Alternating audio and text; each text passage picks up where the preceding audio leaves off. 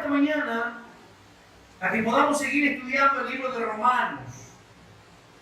Vamos a terminar y vamos a tratar hoy de terminar el capítulo 3. Vamos a tomar desde el verso 27. No podemos olvidarnos, ¿verdad? Y de alguna manera contextualizarnos con lo que hemos venido hablando, como el apóstol Pablo, en los primeros capítulos del libro de Romanos, se encarga de mostrarle al hombre y se encarga de mostrar a la raza humana, tanto judíos como gentiles, tanto esclavos como libres, tanto religiosos como mundanos, que están todos bajo la perdición y que están todos bajo maldición. La Biblia lo decía y lo dice ahí, por cuanto todos pecaron, están todos destituidos de la gloria de Dios. Así que en los primeros capítulos el apóstol Pablo se centra en que la iglesia de Roma, a la cual la carta fue enviada, pudieran entender, hermanos, que cada una de las personas que escuchaba la lectura de esa carta debía entender y debía sentirse que han sido parte de una tremenda bendición, ya que cada uno de nosotros, por nuestros pecados, estábamos excluidos y destituidos de la gloria de Dios. Así que el verso 27 lo vamos a leer hoy. ¿Dónde está pues esta la jactancia? Queda excluida, dice Pablo. ¿Por lo cual? ¿Por cuál ley? ¿Por la ley de las obras? No, sino por la ley de la fe. Concluimos pues que el hombre es justificado por fe sin las obras de la ley. Cuando nosotros hablamos, hermanos, de la cruz demuestra la fungibilidad absoluta de que el hombre se acerque a Dios. La cruz deja absolutamente fuera, la cruz aleja absolutamente toda posibilidad de que el hombre pueda acercarse por cuenta propia a Dios. La Biblia lo dice, el apóstol Juan también lo señala, y él dice, no me elegisteis vosotros a mí. No andábamos por la vida, no andábamos por la vida diaria, hermanos, nosotros buscando a Dios. Sino el apóstol dice, vosotros no me elegisteis, sino que yo os elegí a vosotros. Y os he puesto, dice, para que vayas y lleves fruto y tu fruto pueda permanecer. El hombre no tiene motivo alguno para sentirse feliz o sentirse satisfecho consigo mismo, mucho menos para autoexaltarse con esa actitud que se ha venido divulgando como si fuera una enseñanza del Evangelio. Hoy día, hermanos, lamentablemente el humanismo, esa enseñanza del humanismo ha tomado posesión, ha tomado dominio en muchos púlpitos y en muchas iglesias.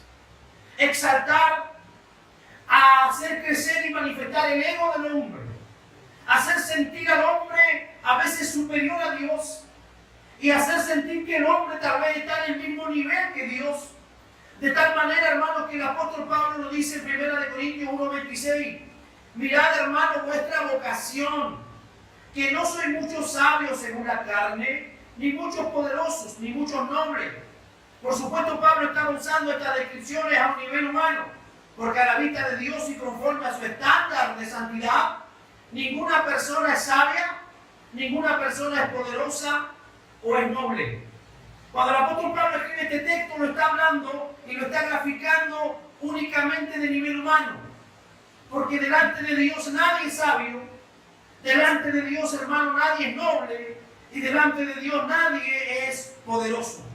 Entonces, cuando el apóstol Pablo está hablando aquí, lo que está pretendiendo es que los hermanos, lo que está pretendiendo es que los que están recepcionando la carta puedan tener una actitud de humildad, puedan tener una actitud humilde. Él sigue diciendo, porque de lo necio del mundo y de lo vil escogió Dios para avergonzar a los sabios, y de lo débil del mundo escogió Dios para avergonzar a los fuertes, y lo vil del mundo y lo menospreciado escogió Dios, y lo que no es, para deshacer lo que es, a fin de que nadie se jacte en su presencia. Hay un propósito, hermanos, en esta lectura y en estos versículos que el apóstol Pablo le está escribiendo a la iglesia en Roma, y es que la gente le tiene que quedar claro que no hay absolutamente nada. Y no hay absolutamente nada, hermano. Y esa palabra nada significa nada. No hay absolutamente nada en lo que el hombre se pueda vanagloriar. No hay absolutamente nada en lo que el hombre pueda jactarse, en que pueda mirar al lado y pueda decirle, sabes, hermano, yo estoy sentado en la iglesia porque yo soy mejor que tú. Ninguno de nosotros le puede mirar al que está atrás y puede decirle, bueno, yo estoy en la iglesia porque mi apellido es tanto.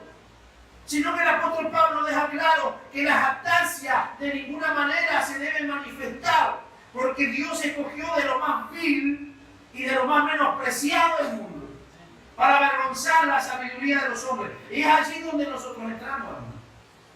Nosotros no somos nobles, nosotros no somos sabios, nosotros no somos parte de la élite de la sociedad, no somos ricos, sino que Dios nos escogió de ahí, de lo más vil, metidos en pecado, perdidos en pecado, perdidos en nuestra fascinación de la vida, y de allí Dios decidió sacarnos. ¿Para qué? Para que la Biblia dice, esta honra, para que esta riqueza, para que esta bendición sea depositada en vasos de barro. Por lo cual la ley queda excluida de la jactancia. Pablo pregunta, y esto hace que se base en la ley de las obras. Respondiendo una y otra vez la pregunta, no se olvide lo que hemos enseñado alguna vez. El tipo y la figura literaria que usa Pablo para escribir la carta a los romanos. Aquella figura literaria en que Pablo se imagina un romano delante de él, lanza una pregunta y él mismo la responde, como pensando que tiene un romano. Por eso él hace esta pregunta y dice, ¿acaso por cuál ley queda excluida? Y él mismo se responde, no por la ley de las obras, sino por la ley de la fe. Respondiendo otra vez su propia pregunta, declara, no sino por la ley de la fe. Ni siquiera Abraham, el padre del pueblo escogido, fue justificado por obras. Efesios 2, 8 y 9 dice, porque por gracia sois salvos. Dígalo conmigo, por gracia sois salvos. Las obras no entran por ningún lugar. Las obras no constituyen absolutamente un requisito para la salvación, sino que la salvación es solo a través de la gracia. Porque por gracia sois salvos, y esto no de vosotros. No tiene nada que ver conmigo, hermano. El evangelio no tiene nada que ver con ustedes. El evangelio se trata de la persona de Jesús. En el evangelio, el único importante, hermano, es Jesús. El evangelio debe ser un mensaje cristocéntrico, donde el único, hermano, al cual la iglesia debe rendirle la gloria es a Jesús. No de vosotros, pues es don de Dios. Esa palabra don la hemos hablado muchas veces, que significa regalo. La salvación es absolutamente un regalo. Ninguno de nosotros debe sentirse, wow, yo me merecía, pastor, la salvación. Yo merecía estar en la iglesia porque yo siempre fui buen tipo. Yo merecía estar en la iglesia porque siempre fui una buena mujer, una buena madre, una buena esposa. No, la salvación es un regalo de Dios, no por obras para que nadie se gloríe. Porque si yo tengo muchas buenas obras, voy a mirar en menos al que no tiene obras. Entonces el Señor, que es sabio, habla y dice que la actitud de fe verdadera es ejemplificada por el publicano, y aquel hombre publicano que estaba orando y miraba hacia el cielo y se golpeaba el pecho, y él decía, Señor, sé propicio a mi pecado. Mientras que había otro altivo que decía, Señor, gracias porque yo no soy como este, porque yo doy diezmo de todo, porque yo hago aquí, hago allá, y comenzaba a detallar todas sus obras delante de Dios. Jesús pregunta y dice, ¿cuál de los dos crees tú que fue justificado primero? Aquel que se golpeaba el pecho y decía, Señor, págame conforme a mi pecado. La mentira más grande del mundo y la mentira común en toda la secta religiosa es que por medio de obras hechas por ellos mismos los hombres están en capacidad de hacerse aceptables ante Dios. El error más grande que tiene esta creencia radica en la absoluta imposibilidad, pero el peor mal que acarrea es que hace que los hombres traten de robarle la gloria a Dios al ponerla en práctica. Cuando yo sirvo el evangelio por obras, yo le estoy quitando la gloria a Dios. Porque lo que estoy enseñando es que yo estoy en la iglesia y que Dios me bendice por lo que yo hago. Y eso no es así. Dios me da el aire solo por su misericordia. Dios me mantiene activo, Dios me mantiene sano, me mantiene salvo ¿Por qué? Solo por misericordia. No porque yo me levante a orar a las 4 de la mañana, no es porque yo me haga un ayuno de 21 días, no. Todas esas obras no contribuyen en nada, sino solo la gracia y la misericordia del Señor. Por eso a Pablo arranca de raíz el concepto de una justicia por las obras al declarar: concluimos pues que el hombre es justificado por fe sin las obras. ¿Cuántos sirven al Señor por fe? ¿Alguna vez usted ha visto a Dios? Cuando el coordinador dice, hermano, Dios está aquí, bueno, ¿y dónde está? Yo no lo veo. A Dios no lo vemos y probable que lo vamos a morir, no lo vamos a ver nunca. Es probable que nos vamos a morir y nunca vamos a ver un ángel. Es probable que usted se vaya a morir y nunca vaya a ver un milagro. Pero eso no significa que Dios no está. Eso no significa que Dios no existe. Dios está más cerca de ti de lo que tú puedes creer. Es más, Dios está y Dios habita dentro de ti a través del Espíritu Santo. Entonces, aquellas obras que se hacen en respuesta a la ley del mismo Dios. El hombre es justificado por fe, sin las obras. Entonces, ¿qué es lo que debe enseñarnos esto, hermanos? Que yo debo ser un cristiano alegre. Que yo debo ser un cristiano gozoso. Que yo debo ser un cristiano agradecido. Porque hay mucha gente, hermano, que se autoflagela en las iglesias. Hay mucha gente que poco menos, hermano, se la pidan. O hacen como los japoneses, un harakiri y se quieren clavar la espada. ¡Wow! De nuevo le fallé al Señor. ¡Oh, me quiero suicidar!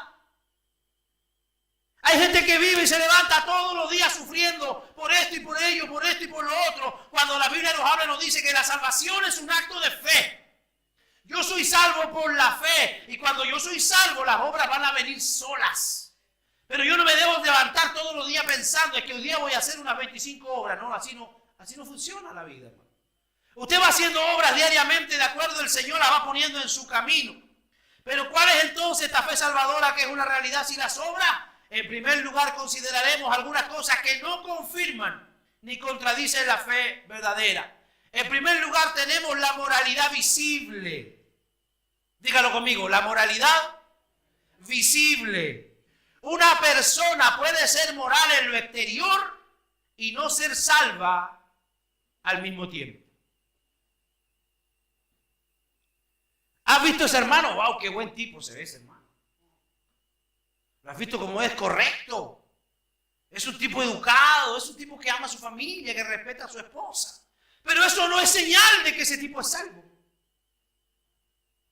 Algunos paganos y miembros de la secta hacen quedar mal a cristianos debido a sus elevados estándares de conducta. Cuando cierto hombre se acercó a Jesús y le preguntó: maestro bueno, ¿qué tengo que hacer para heredar la vida eterna?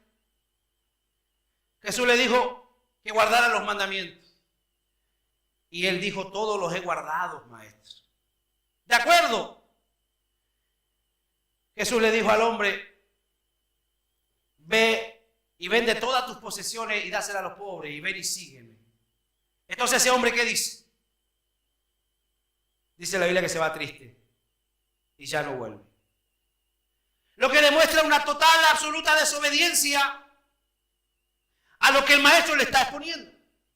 Con su oposición a obedecer a Cristo, el hombre demostró que su obediencia externa a la ley no estaba motivada por el amor a Dios, ni tenía el propósito de glorificar a Dios, sino que lo hacía por amor a sí mismo y con el fin de perseguir sus propios intereses individuales. Él le decía: maestro bueno, ¿qué debo hacer? Bueno, Jesús le dice: guarda los mandamientos. Él le dice: maestro, yo los he guardado durante toda mi vida. Puede que haya sido verdad. Pero ¿cuál era el propósito por el cual él guardaba los mandamientos? No era para obedecer a Dios, sino era para tener una apariencia de piedad y una apariencia religiosa. Cuidado con eso, porque ese es un peligro, hermanos. Hay gente, la Biblia dice, que tiene apariencia de piedad, pero que con sus hechos niegan la eficacia de ella. No todo el que se pone corbata y una Biblia en la mano es cristiano. El hecho de que usted trabaje en una pizzería no lo hace a usted pizza. O el hecho de que usted trabaje en una panadería, usted no lo hace pan. El hecho de que usted venga a la iglesia, se compre una corbata, una Biblia, no le hace a usted un cristiano y mucho menos le garantiza que usted sea salvo. Cuando se le ordenó que diera sus posesiones, Él se negó y con esa negativa hasta sus obras aparentes quedaron expuestas como obras sin valor espiritual porque eran obras por motivos egoístas. Cuidado a aquellos que tratan a veces de impresionar a Dios. Wow, yo me voy a hacer un ayuno, no sé, unos 15 días, voy a tratar de ser mejor que mi hermano, voy a estar aquí y allá. No vamos a lograr impresionar a nadie, hermano. Servir a Dios es un servicio de obediencia. Servir a Dios es un servicio de fe. El Señor lo dijo, vaya y aprendan qué significa misericordia. Quiero y no sacrificios. Hay mucha gente que todavía vive y que se les enseña el evangelio del sacrificio. Y no disfrutan, hermano, la libertad que el Señor les ha dado. Y no disfrutan la salvación. La salvación es un regalo tan hermoso que hay que disfrutarlo, hermano. Wow, pastor, ¿qué voy a disfrutar? Mira, no tengo un centavo del bolsillo. No solo se trata de tener dinero para disfrutar, hermano. Tú te levantas por la mañana y miras al lado y está tu esposa y ya es un motivo para agradecer a Dios. Vas por las otras piezas y ves a tus hijos y los ves que están sanos, que están bendecidos y es un motivo para dar gracias a Dios.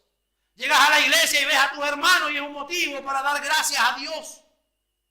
En segundo lugar, el conocimiento intelectual de la verdad de Dios no constituye necesariamente una prueba de la fe salvadora. Es posible tener mucho conocimiento, pero es probable que tampoco sea salvo. Jesús hablaba y Jesús tenía normalmente confrontaciones con los fariseos y los escribas y los saduceos. Ellos eran tipos que conocían las escrituras. Ellos eran personas que estaban, hermanos, profesionalizadas en la enseñanza. Pero Jesús muchas veces los trató de hipócritas. Esa palabra hipócrita habla de aquellos que usan una careta, que tienen distintos personajes, que en un lugar es de una manera, en otro lugar es de otra manera. Jesús tuvo una lucha constante con ellos. Trataba de derribar todos aquellos tipos de argumentos que ellos tenían. Pablo le habla a los hermanos y le dice, tú que tienes nombre de judío y te apoyas en la ley y te glorías en Dios. Con infracción de la ley deshonras a Dios, porque como está escrito, el nombre de Dios es blasfemado entre los gentiles por causa de vosotros. Hay mucha gente que hoy día está hablando mal del evangelio. Hay mucha gente que hoy día está hablando mal de las iglesias. Hay mucha gente que hoy día está hablando mal de los cristianos y sabe, lo hacen con un motivo y una razón suficiente. Porque mucho de lo que nosotros predicamos no lo practicamos. Mucho de lo que profesamos y mucho de lo que enseñamos no lo vivimos. Entonces la sociedad está cansada de habladurías. Los políticos le ofrecen y no le cumplen. Y los religiosos hablan de algo que ellos mismos no cumplen. En tercer lugar, el participar de lo religioso no constituye una prueba de fe que salva. En el Antiguo Testamento el Señor condenó reiteradamente a los israelitas por su meticulosa observancia externa a las ordenanzas ceremoniales. ¡Wow! Si había gente que guardaba la ceremonia eran los israelitas, pero Dios continuamente les estaba reprochando la dureza de su corazón. Les estaba reprochando continuamente su camino descarriado, sus obras y sus manifestaciones que ellos tenían muy distintas a la que Dios quería, que más que ellos fueran religiosos, fuera un pueblo de gente santa, fuera un pueblo distinto que el mundo y que los demás pudieran ver en ellos algo especial. En cuarto lugar, el ministerio activo realizado en nombre de Cristo no es una prueba irrefutable de fe salvadora.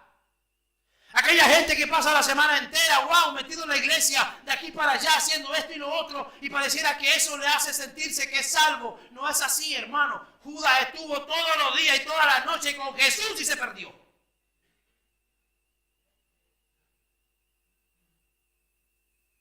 Judas estuvo con el mismo maestro.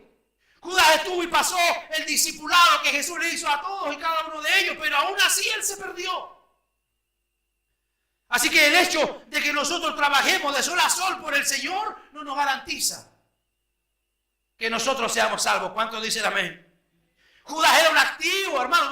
Tú dirás tal vez, bueno, Judas era Judas, ¿no? Judas era el tesorero. Y para ser tesorero hay que ser de confianza, ¿o no? Para ser tesorero hay que tener algún tipo de gracia, algún tipo de confianza en el maestro. Lo tuvo todo el tiempo, aún sabiendo que él lo iba a traicionar. Entonces, el hecho de que yo pueda pasarme día y noche en la iglesia no garantiza que yo sea salvo. Por eso es que la gente dice, wow, ese hermano, ese pastor, ese líder se veía tan bueno, amaba tanto la iglesia, ¿y por qué cayó en el adulterio? ¿Y por qué? Porque era un tipo activista como lo son los políticos, pero Jesús no estaba en su corazón. Amén. En quinto lugar, aún la convicción de pecado no demuestra necesariamente que se tiene una fe salvadora.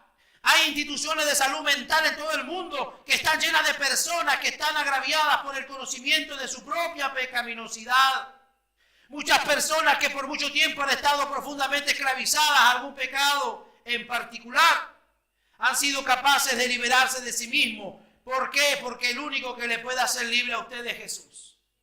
Hay entidades, hay situaciones, hay lugares donde a usted le tratan de calmar la conciencia, donde usted lo ponen en un sillón y lo tratan de aquietar su culpabilidad. Pero la palabra del Señor nos enseña y nos dice que la única manera de andar en paz por la vida es primero que nada hacer la paz con Dios.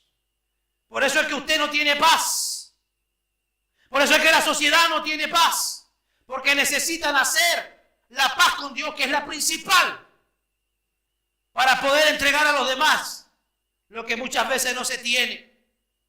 ¿Qué es lo que nos enseña la palabra del Señor?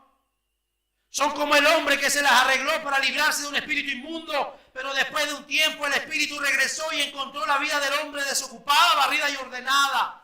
Entonces va, coma consigo a otros peores que él y entrados moran allí, y el postrer estado de aquel hombre viene a ser peor que el primero. La autorreformación aleja a una persona de la gracia de Dios y por ende de la salvación. La autorreformación no existe. El borrachito dice, yo dejo de tomar cuando yo quiera. ¿Ha escuchado usted eso? El que tiene problemas de droga dice, no, si yo tengo todo controlado, yo dejo la droga cuando yo quiera. La Biblia dice que todo aquel que practica pecado es esclavo del pecado. Y el único que puede ofrecerle a usted la libertad de ese pecado y esa esclavitud es Jesús. Él dijo, conoceréis la verdad y la verdad os hará libre. Ojo, la verdad no es la iglesia. La verdad no es el letrero, no es la denominación. La verdad es Jesús. Y en la medida que a usted le demuestren y le enseñen de Jesús, usted va a ir recibiendo la libertad en su vida. En la medida que la palabra de Dios sea abierta, porque dice la Biblia, Jesús nos dijo que las escrituras son las que dan testimonio de Él. Entonces, mientras en una iglesia, hermano, la palabra sea expuesta con fidelidad, eso nos va a ir dando transformación. Y eso nos va a ir sacando de los pecados en los cuales estamos metidos. ¿Cuántos dicen amén? Dígale que está a su lado, te están hablando. En sexto lugar, la seguridad de salvación no es una manera infalible de fe salvadora. El mundo está lleno de personas que están sinceramente convencidas en su mente de que tienen una relación correcta con Dios y que su lugar en el cielo está asegurado. Si estar persuadido de que somos cristianos nos hace cristianos, por cierto, entonces no necesitaríamos advertencias como las que nos dicen los apóstoles. En séptimo lugar, la experiencia de una decisión por Cristo en el pasado no es una prueba de que tú tengas la fe salvadora. Wow, pastor, yo hice la oración de fe. ¿Qué le garantiza a usted la oración de fe? ¿Qué garantía le da a usted la oración de fe si usted salió de ese culto y siguió haciendo lo malo allá afuera? Más borracho de lo que era, más ladrón de lo que era. Pero tú le preguntas, ¿alguna vez has hecho una decisión de fe? Sí, hace años la hice y tiene una vida totalmente desordenada. Esa oración de fe a usted no le garantiza, hermano, de que usted sea salvo. La primera prueba confiable de fe salvadora es el amor a Dios. Levante las dos manos todos aquellos que aman a Dios. A ver, las dos manos, todos los que aman a Dios. Los designios de la carne son enemistad contra Dios. Romanos 8:7. Pablo dice, la persona no salva no puede amar a Dios y no tiene deseo alguno de amarle. El Hijo verdadero de Dios, sin embargo, a pesar de fallarle muchas veces a su Padre Celestial, tendrá una vida caracterizada por el deleite en Dios y en su palabra. ¿Qué le estoy diciendo, hermano? ¿Qué es lo que Pablo está enseñando? Que vamos a cometer errores. ¿Cuántos aquí han cometido errores? Que vamos a tener pecados en nuestro caminar. Que vamos a equivocarnos una y muchas veces. Pero el deleite de nuestra vida está en estar cerca de Dios. Lo dice el Salmo 42. Como el ciervo brama por la corriente de las aguas, así clama mi alma por ti, así mi alma tiene sed de ti. ¿Cuántos de ustedes han sentido alguna vez esa sed en su interior? Es inconcebible, hermanos. Escuchen lo que le voy a decir y me hago cargo de lo que voy a decir. Es inconcebible que un hermano se pase una semana sin venir a la iglesia y la otra semana siga con la misma flojera y no tenga ganas de congregarse. Es inconcebible, no me hable usted de que eres cristiano. Porque aquellos hermanos que hoy día están cumpliendo un turno de trabajo, yo creo que están sufriendo en su interior porque no pueden estar aquí. Que darían todo, que cambiarían turno, algunos hasta pagarían para que alguien le haga el turno y puedan estar en la iglesia. Ese es el tipo de cristiano que yo estoy hablando, que como el ciervo brama por la corriente de las aguas, así su alma clama por estar en la iglesia. Pero hay otros que les da absolutamente lo mismo y ahí es donde vamos a ir viendo la diferencia. Jesús dijo, el que ama a mi padre, perdón, el que ama a su padre o a su madre más que a mí, no es digno de mí. Y el que ama a hijo o hija más que a mí, no es digno de mí. No es que Jesús esté contra la familia. Wow, ¿de qué estás hablando, maestro? Sino que Jesús está hablando y está diciendo que no debe haber nada que ocupe el primer lugar de tu corazón, sino solamente Él. ¿Cuántos dicen amén a eso? Levante su mano todo aquel que tiene a Jesús en su corazón en primer lugar. En segundo lugar. En tercer lugar. Todos los lugares debe estar el maestro. El trono de mi corazón lo debe ocupar Él. Si mis hijos me quieren seguir, que me sigan. Si mi esposa me quiere seguir, que me siga. Pero dijo el hombre, yo y mi casa serviremos a Jehová. Van a haber momentos donde nadie le va a seguir. Pero usted no se canse. Usted no se canse, usted siga sirviendo al Señor, porque los demás van a ver y van a disfrutar de la bendición gracias a su fidelidad. ¿Cuántos dicen amén? El creyente verdadero. ¿Cuántos creyentes verdaderos hay aquí? Levante su mano. A ver, déjeme verlo. El creyente verdadero proclama como el músico Asaf. Salmo 73, 25. ¿A quién tengo yo en los cielos sino a ti? Y fuera de ti nada deseo en la tierra. Wow, qué lindo sería escuchar eso, ¿no? Fuera de ti nada deseo en la tierra. Las ofertas van y vienen en la vida, hermanos. Las oportunidades van y vienen en la vida. Pero lo único que realmente a usted y a mí debe importarnos es nuestro servicio a Dios. Fuera de ti, decía Asaf, nada deseo en la tierra, ni riqueza, ni vanagloria, ni fama, nada, solamente tu presencia, como lo dijo David un día. El amor a Dios será dirección permanente en la vida del creyente verdadero, si acaso no es su perfección misma. Pedro declara, para vosotros lo que creéis, Él es precioso. Así que la primera prueba de un verdadero cristiano es que ama a Dios. Segundo, arrepentimiento de pecado y el aborrecimiento del pecado, que siempre acompaña a la contrición verdadera. Esta segunda marca de fe es el otro lado de la primera. La persona que ama a Dios genuinamente tendrá un odio al pecado en su interior. Dicen uno de los teólogos modernos, el cristiano debe amar lo que Dios ama y debe aborrecer lo que Dios aborrece. ¿Por qué hoy día se le dice al pecador Dios te ama? Cuando eso no es lo que dice la Biblia. La Biblia dice que Dios está airado todos los días contra el impío. Pero una vez que ese impío se arrepiente, entonces la cosa cambia y ahora Dios lo comienza a amar y a bendecir. Es imposible amar dos cosas que son continuamente contradictorias.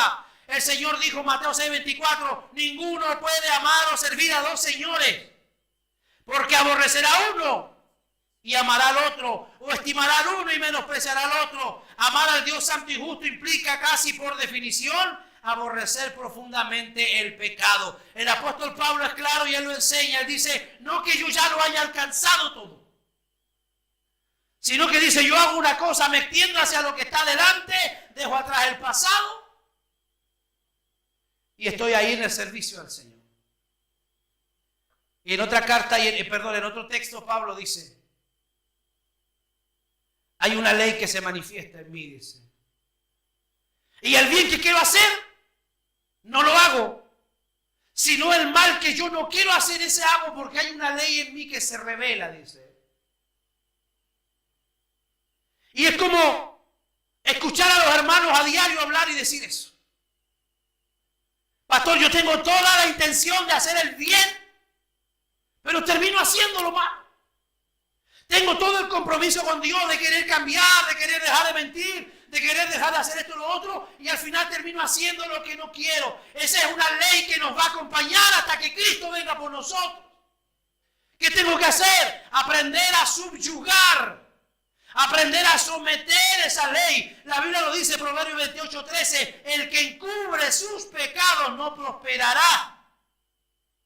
¿Cuántos quieren prosperidad aquí? Mas el que lo confiesa y se aparta, alcanzará misericordia.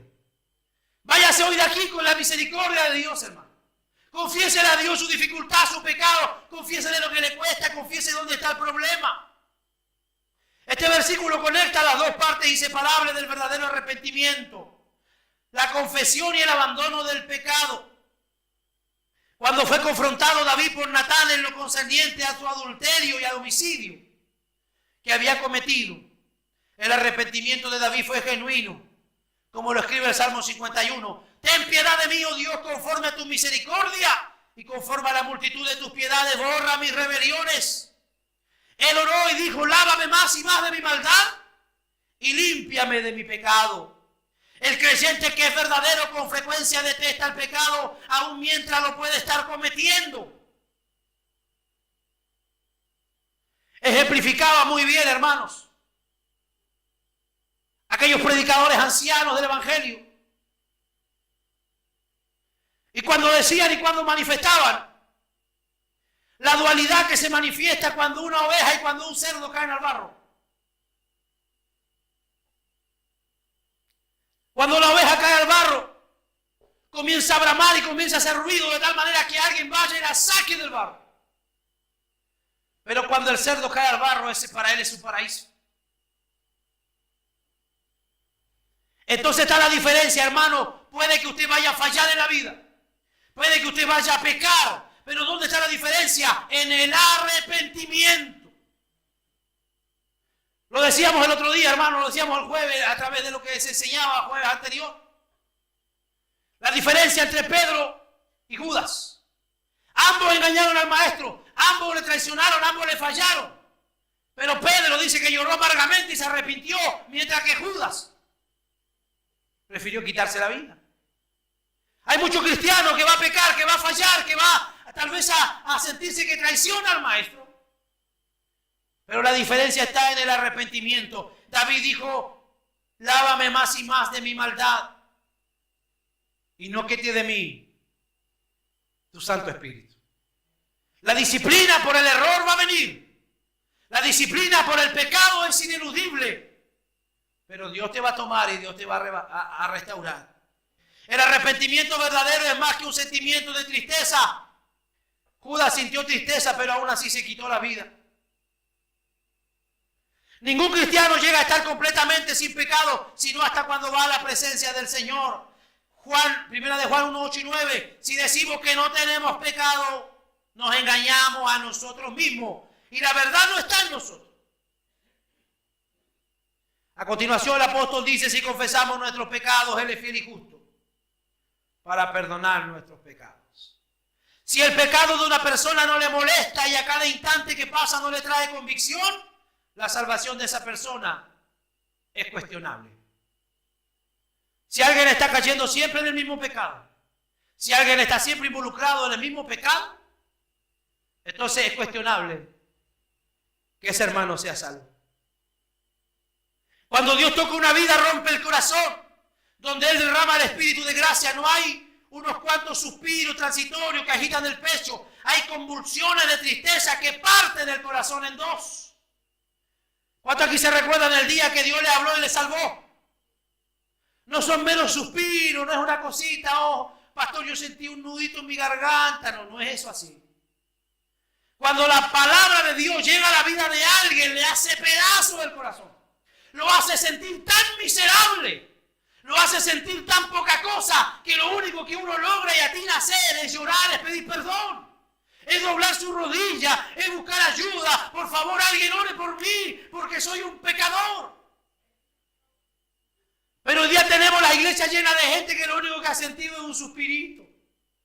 Ojo, un suspirito y un nudito en la garganta, como dice la canción de San Reyes. Y no pasan de eso.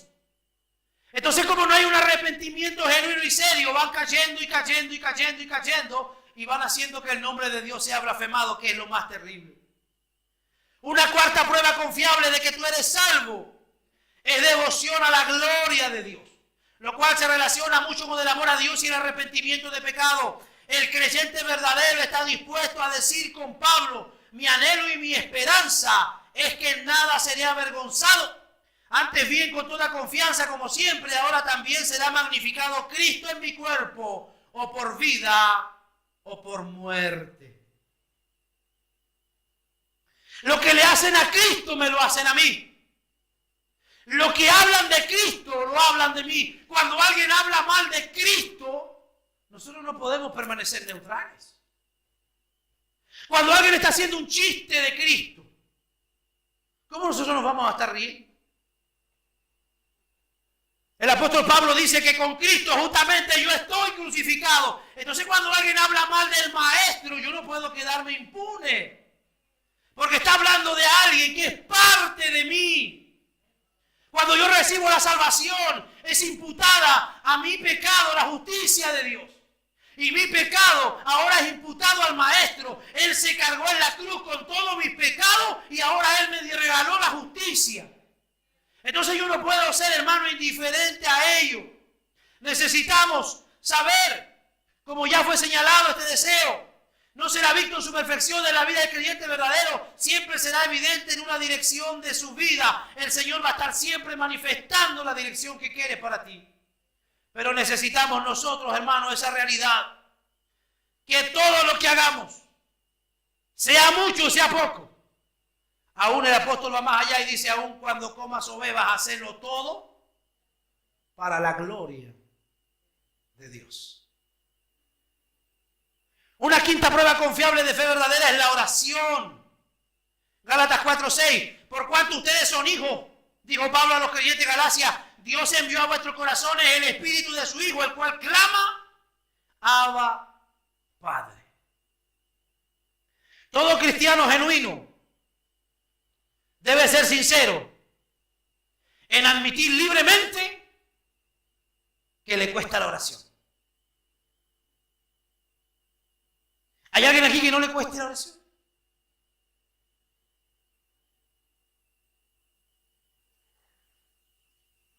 ¿Hay alguien aquí que me diga: pastor, wow, yo soy seco en la oración?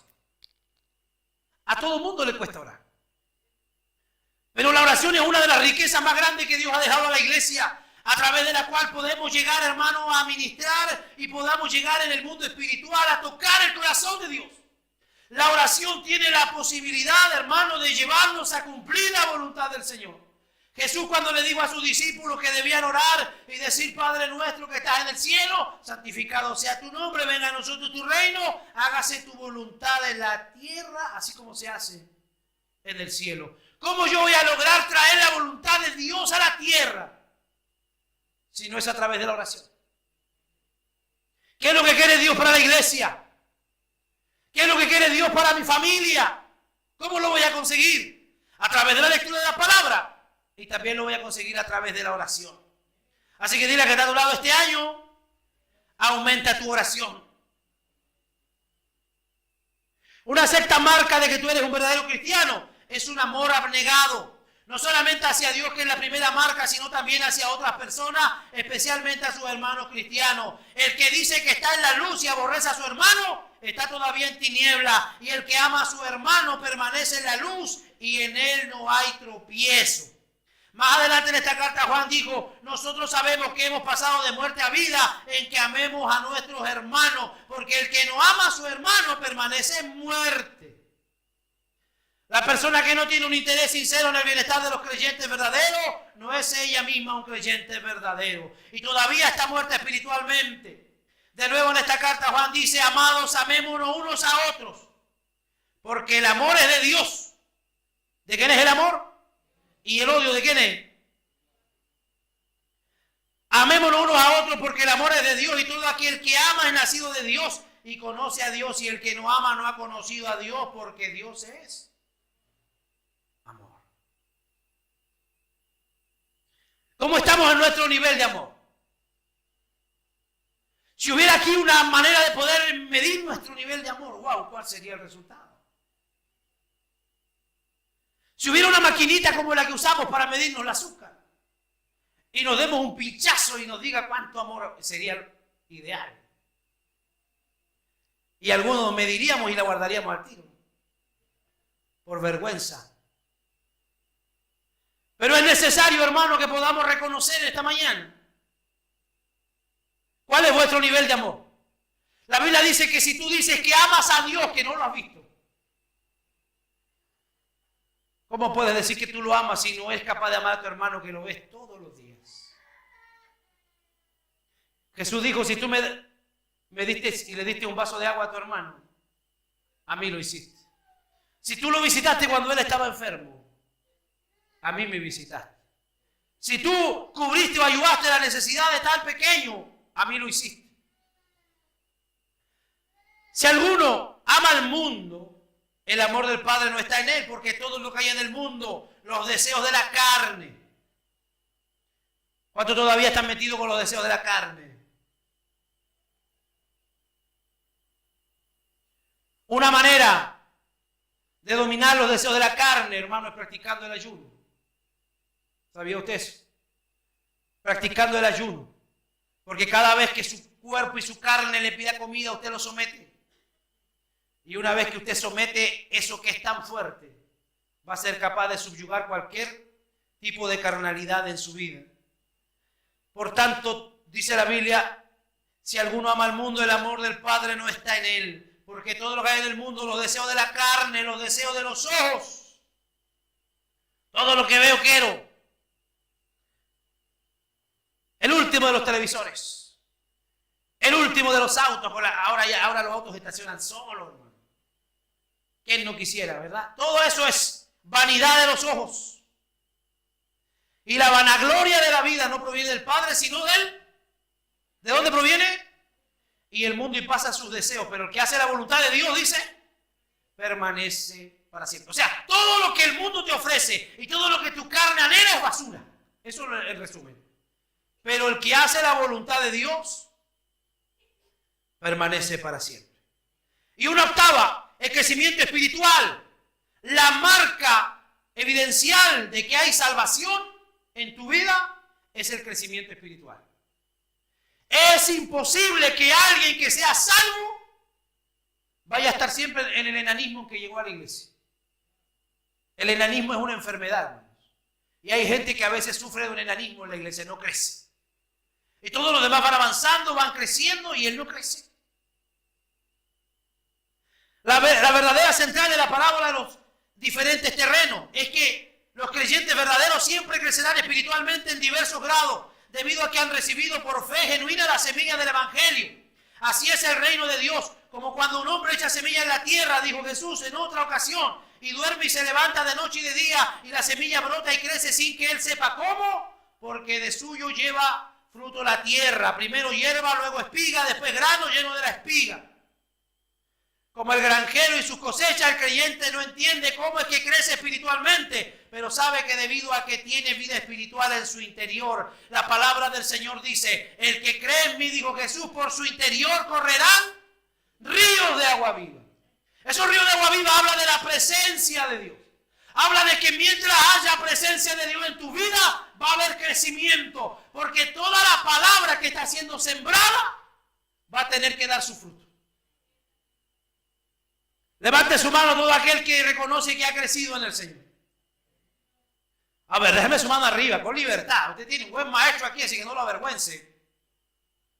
Con libertad, yo he crecido y he visto cómo algunos de ustedes han crecido. Basta solo sentarme ahí y escucharlo cuando usted pone la palabra, cuando usted pone un devocional, cuando usted pone un sermón. No es el mismo que llegó aquí. Y eso se lo damos. La gloria y la honra al Señor. ¿Cuántos dicen amén? Y termino con esto, que ya se me ha ido la hora. La novena y última marca de fe salvadora es una vida obediente. ¿A cuánto les cuesta la obediencia? A ver, ¿cuántos reconocen que son desobedientes? La obediencia es algo tan simple y a la vez tan profundo. La obediencia a la palabra nos va a llevar a la vida eterna y nos va a llevar a la bendición. Pero la desobediencia, hermano, es tan terrible. Y está metida en toda área de nuestra vida. El doctor le dijo, usted no puede comer ají y usted sigue comiendo ají. Cositas como esas demuestran que somos desobedientes. Usted le hace mal el azúcar y usted sigue comiendo azúcar. Eso nos enseña que en las pequeñas cosas de la vida somos desobedientes. Imagínense en la obediencia al Señor. En esto sabemos que nosotros le conocemos a Cristo, dice Juan, si guardamos sus mandamientos. El que dice yo le conozco y no guarda sus mandamientos, de tal es mentiroso y la verdad no está en él. Pero el que guarda su palabra, en este verdaderamente el amor de Dios se ha perfeccionado. Por esto sabemos que estamos en él. Aunque nadie se salva por sus buenas obras, los que son salvos en verdad producirán buenas obras, porque somos hechura suya, creados en Cristo Jesús. Efesios 2:10, para buenas obras las cuales Dios preparó de antemano para que anduviésemos en ellas. Ojo, llegamos hasta el verso 28 hoy día. Ojo, que tampoco quiero que usted se ponga vago y diga, no, si total, yo soy salvo ahora, el pastor dijo que era por fe, así que me cruzo de brazos y no hago ninguna obra. No, no se trata de eso. Lo que estamos tratando de decir es que como usted ahora es salvo, la salvación la recibió por fe, pero las obras vienen como consecuencia de esa felicidad que usted siente, porque usted ahora es feliz, ¿o no? ¿Cuántos son felices? Levanta la mano. Usted ahora es feliz, entonces como usted es feliz, quiere ayudar para que los demás también sean felices. ¿Y cómo los va a ayudar? Predicándole la palabra. No vas a ayudarlo, hermano, dándole palmadas en la espalda, mientras que el hermano está pecando y tú no, hermano, sí, dale, sigue, si Dios te ama. No, esa no es la forma de ayudar a nadie. Cuando tú ves que tu hermano está pecando, está fallando, se está deslizando, si tú le amas, corrígelo. La Biblia dice que si tú le puedes corregir y lo convences, has ganado a tu hermano y has borrado, dice, has perdonado multitud de pecados. Cierre sus ojos y oramos al Señor.